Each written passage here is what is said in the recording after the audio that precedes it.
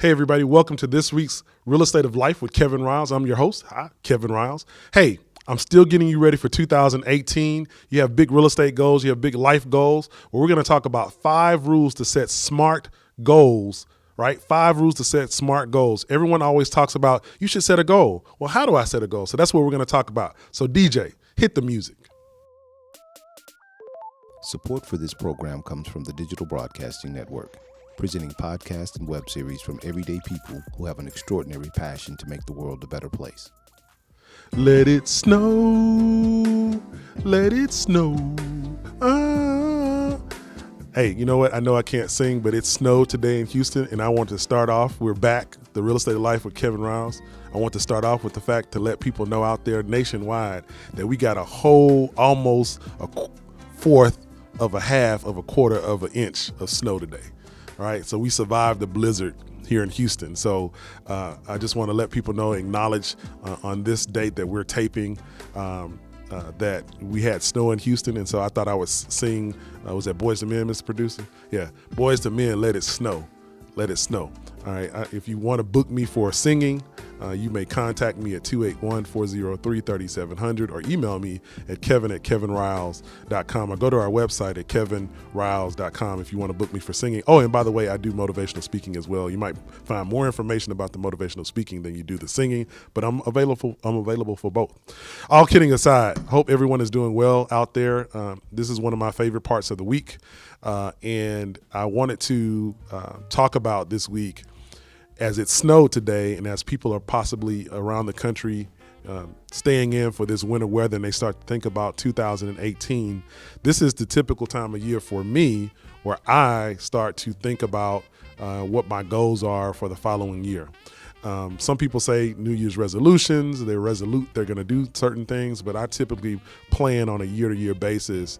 One of my sayings is fail to plan is plan to fail. Failing to plan is planning to fail, and so I like to set out plans.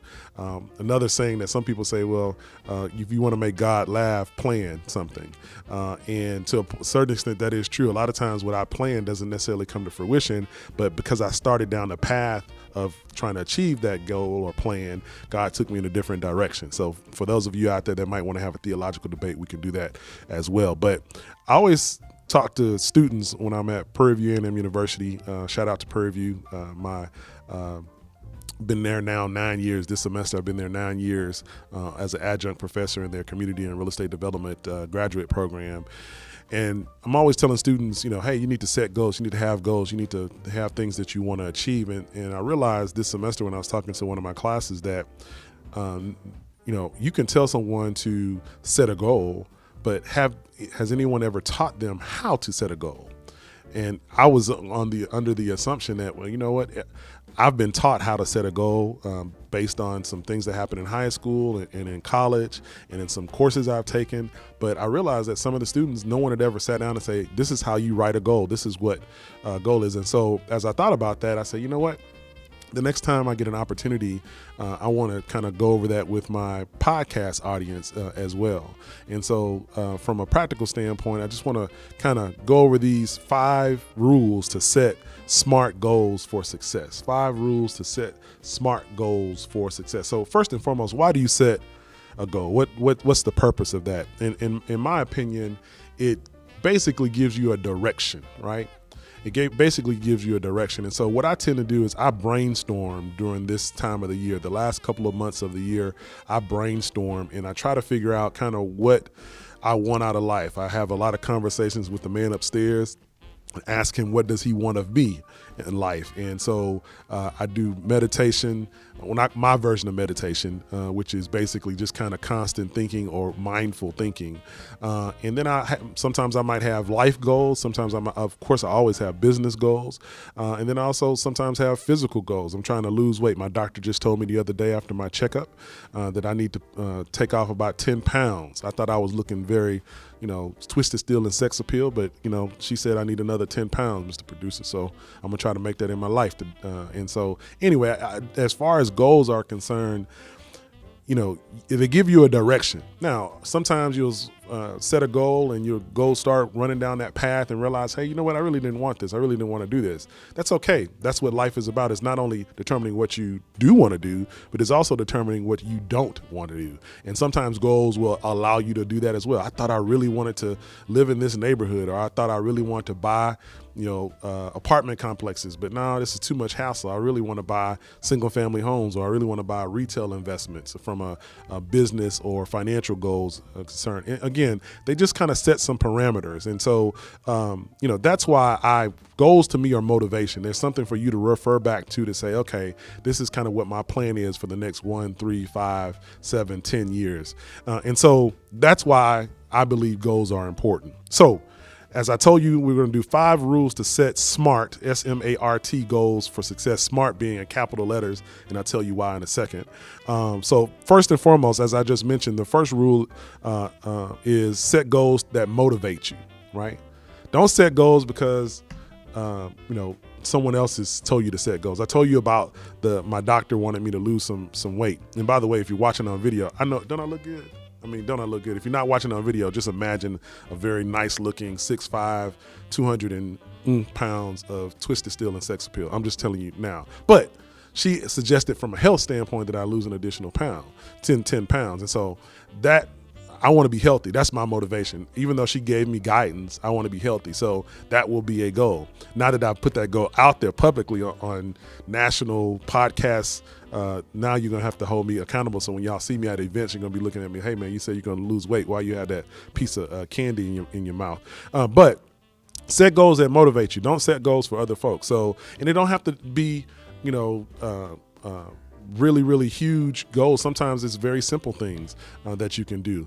I like BHAGs, what I call BHAGs, B-H-A-G, big, hairy, audacious goals, right? Big, hairy, audacious goals. Those are the type of goals that motivate me. And the reason I like BHAGs are they're almost unattainable. And so I get a thrill out of trying to see if I could actually do it. This podcast was a BHAG, a big, hairy, audacious goal. How do I do it? What technology do I need? All those kind of things. And honestly and this goal goes back to, I think I said in a previous podcast, back to 2010. It's 2017, and that was my goal back in 2010. It took me 7 years, but I'm here. So first and foremost, rule number 1, set goals that motivate you. Not that motivate your spouse, not that motivate your parents, not that motivate anyone else, but set goals that motivate you. And then set SMART goals. SMART goals. What do you mean, Kevin, by SMART? Well, SMART stands for something. SMART stands for specific, measurable, attainable, relevant, and time-bound, right? Specific goals. Don't say I want to lose weight. Say I want to lose 10 pounds. Don't say I want to buy real estate. Say I want to buy an investment property. I want to buy my first home, or I want to buy, partner up and buy a commercial property. It's something specific that is measurable. So, because if it's specific, you can measure, hey, I've lost 2 pounds. I'm 8 pounds away from my goal. You can actually measure it. That it's attainable, right? If I went in and said, I'm going to lose 100 pounds, I'll be honest with you, I'm 259, 260 pounds. I know it's just, the sexiness is just mind blowing out there. I know, just calm down. All right. So, but if I said I wanted to be 100 pounds, I'm 6'5". If I was 160 pounds, you guys would look at me like, oh my God, there's something wrong with Kevin. When is his funeral? So, attainable goals, right? Sometimes I believe they should be just at the end of the box, at the end of the border of almost unattainable, but to kind of motivate you. But again, specific, measurable, the A is for attainable. Then relevant to who? Relevant to you. Again, no one else's opinion of you should matter. These are your goals. And so therefore you want to be in a situation where you're motivated by the content of your goals. So they should be relevant. And then they should have a deadline, right? This is a problem I have. I am a lot of times unrealistic with my deadlines. And sometimes I'll say, oh, I'm going to lose 10 pounds in 3 days, which I probably could do, but that would not be the healthiest way to do that. And so therefore it should have a time frame so that one, you can measure not only what the goal is, because again, they're specific, but also that they should have an end date so that you can say, did I reach my goal by a certain time? Now, sometimes those timelines are given to us if they're a goal that's about work or production or income, and we have to have a certain amount of money before we do something. And so that sets your time frame. But SMART goals, specific, measurable, attainable, relevant, and time bound. If you don't remember anything else from this podcast on goal setting, if you just remember that acronym, then you're cooking with grease, as my grandmother would say. Specific, measurable, attainable, relevant, and time-bound goals are some of the best. I've seen students and people over time set goals. They're not specific. They don't have, when are you going to attain? I just want to do it one day. Well, when is one day? Because if it's one day, you'll always put it off, right? And so they should be measurable and have a time limit. So that's number 2. Set SMART goals. Set SMART goals, right? Then number 3, that was 1A as far as priority order. This is just as important. Number 3, set goals in writing. Set goals in writing. In Habakkuk in the Bible, it says, write the vision and make it plain, right? And so, that's biblical. That you should write your vision, write your goals down. Why? Because you writing your goals down will actually set them to memory way more than you just saying, this is my goal. And that is actually a proven fact through research, that writing things down, old school writing, not texting them, not typing them, but old school writing. And you can do those things. I type mine out on my phone on my notes, but I also write them down just out of habit, because again, it is like making a connection that once it's on paper, your brain is trained to say, oh, that was my goal. And so when I want to pick up that cookie, the second cookie, I'm not gonna lie and say I would just eat one, but the second cookie, when I want to pick up the second cookie, I can remember writing down, I'm gonna lose 10 pounds, right? And so again, when you write them down, just as a tip, you want to set them in a positive light. Not, I hope I lose 10 pounds. I may lose 10 pounds. No, I will lose 10 pounds by June of 2018, right? That's specific, it's measurable, it's attainable, it's relevant, it's time bound, and it's written down, right? That was a little rhyme right there at the end. Y'all saw that? Time down. Anyway, Mr. Producer, when I'm doing this, sometimes he's not listening to me, so I have to look over there and see if he's. But he's always working. That's why the production value of this is top notch production value. All right, and so when you write these things down, it literally commits them to your memory. Your brain is trained to remember things. And if you think about this, just outside of goals, when you write stuff down, you're more apt to remember them, right? When you write something down, you're more apt to remember it. I know we're in a technological society where, we text and use technology, but old school writing does definitely work. And so it is very, very, very important to write things down, right? Very important to write things down. So that's number 3, set your goals in writing. Number 4 is make an action plan. Make an action plan. And what do I mean by that? So you've got number 1, you've gotten your goals that motivate you. Number 2, you've decided that they are going to be SMART goals, right? It's very specific, measurable, attainable, relevant, and time bound. And then number 3, you've written them down, right? And so now number 4 is, okay, I'm going to lose 10 pounds by June of 2018. I'm going to buy an investment property by the end of 2018, specific, measurable, attainable, right? And so now, how am I going to do that, right? So number 1, I'm going to work out after I drop off my daughter, which is what I do, at least 30 minutes of cardio 3 to 4 times a week, right? So now not only do I have the goal, I have the action plan to implement that goal, right? Another part of that action plan might be number 2, which says I'm not going to eat sweets except for on Sundays or Saturdays or whatever. Why are you shaking your head, Mr. Producer? I can do that. Yeah. And keep the haters out. No, I'm joking, Mr. Producer. Don't let people talk your goals out, right? So make an action plan, right? And so if and since this is the real estate of life, if your goal next year is to purchase real estate investment property, then I'm going to purchase a real estate investment property for this price by the end of 2018. Goal number one, action plan number one, I'm going to listen to the Real Estate of Life every week because Kevin is going to give me the motivation and the information that I need to be able to do that. So that's your action plan. I'm telling you that, right? Number two is I'm going to go to educational seminars. I'm going to feed my mind and I'm going to network with people that are in this space. And then number three, I'm going to get with a team, real estate broker, folks that can help me make those things happen. And so again, action plan, a goal is a goal by itself with no action plan is really not a goal to me, right? Because I can say I'm gonna hit the lotto tomorrow, right? So that's specific, it's actionable, it's relevant to me.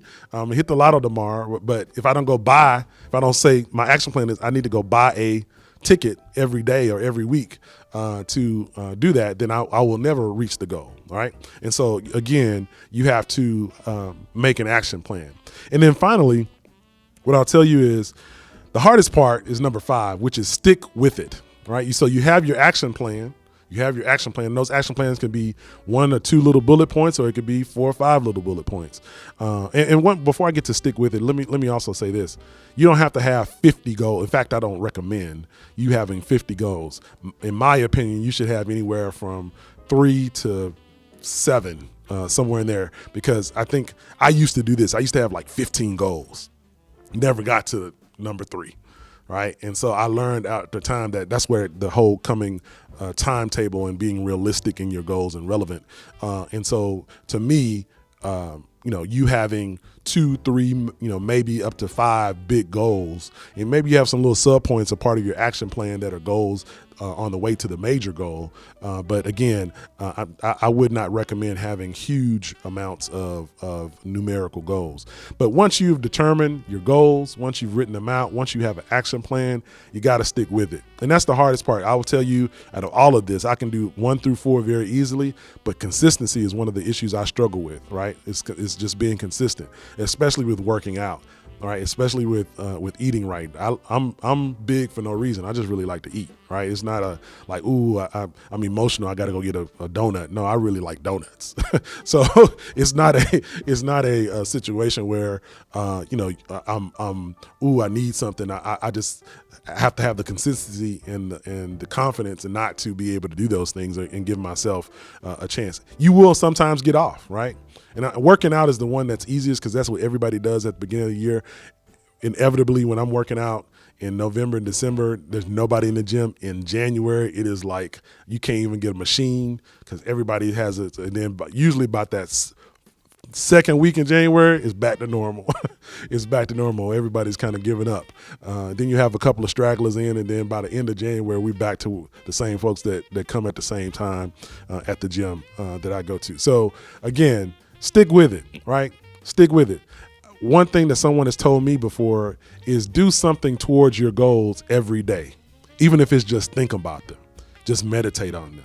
But do one little small thing, one little thing towards your goal every day, right? So with me, if I'm using the weight goal, I might read a health article, right? That's not something physical, but it's something that's putting me in the mind frame that I need to be healthier. So if you are talking about buying real estate, then, look on the multiple listing service in your area every day. Contact your broker once a week. Do something, again, that's just working towards and keeping you in that mind space of goals. If you do these things, I can promise you that no matter how many goals you set, you will have a much greater chance, a statistically proven greater chance of reaching your goals in 2018. We are going to build wealth and build better people in 2018. If you continue to listen, I'm going to do my best to educate you and give what God has given to me to give to you. So in 2018, we are building better people and we're building wealth. So I cannot wait to see what God has planned for you in the new year. So this is the Real Estate of Life with Kevin Riles, and I will see you next week. Hey, thanks for listening as always. Do you have questions about any of the topics I'm talking about? If you have questions, let me know. email me at kevin@kevinriles.com. Again, that's kevin@kevinriles.com. I'm going to do a podcast just on the questions that you guys are sending me. So feel free to send them to me. Again, that's kevin@kevinriles.com.